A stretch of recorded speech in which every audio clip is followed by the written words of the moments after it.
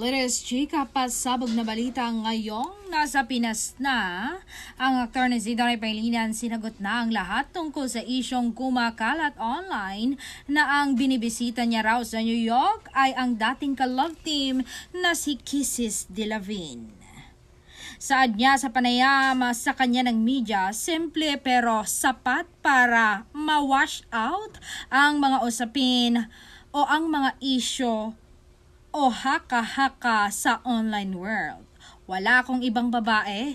Belle is my GF. Siya lang, walang iba.